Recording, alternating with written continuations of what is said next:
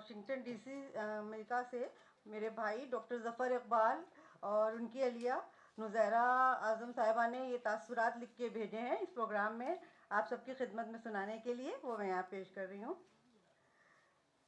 ہوا ہے تجھ سے بچھڑنے کے بعد یہ معلوم، ہوا ہے تجھ سے بچھڑنے کے بعد یہ معلوم کہ تو نہیں تھا، تیرے ساتھ ایک دنیا تھی۔ یہ احمد فراز صاحب کا شعر تھا۔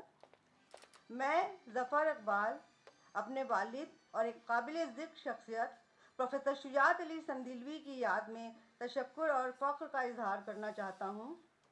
وہ صرف ایک استاد ہی نہیں تھے بلکہ اردو زبان و ادب کی ترویج اور تحفظ کے انتھک کارکن تھے۔ زبان سے ان کی محبت بے مثال تھی اور اس جذبے سے انہوں نے زندگی بھر انگنت افراد کو متاثر کیا۔ میرے والد کی میراث کے سب سے ناقابل یقین پہلوؤں میں سے ایک دنیا بھر میں موجود طالب علموں کا ایک بڑا طبقہ ہے جن کے ذہنوں کو پہلو در پہلو انہوں نے اس لائق بنایا کہ جس پر ہم سب کو ناز ہے۔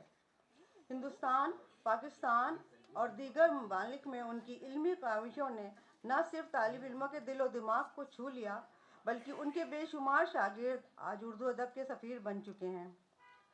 بہت ساری زندگیوں پر ان کے طریقۂ تدریس پر دوررس اثرات دیکھ کر مجھے بے حد فخر محسوس ہوتا ہے۔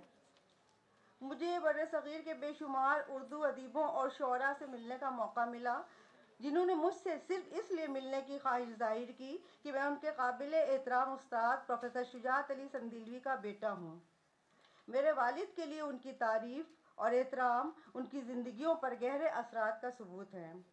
ان کی باتیں سن کر اور ان کے لیے عقیدت کو دیکھ کر دل خوش ہوتا ہے۔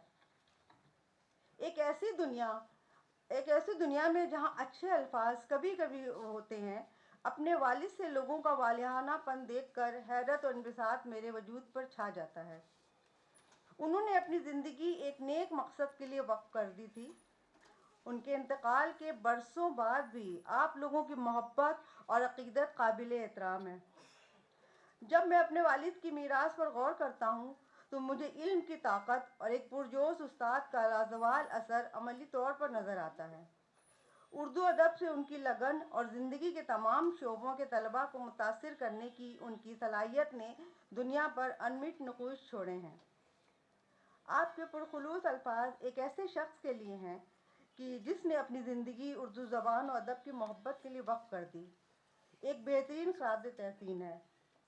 میں اپنی شریک حیات نظیرہ اعظم، جو خود بھی ایک کامیاب صحافی، افسانہ نگار اور 2 ناولوں کی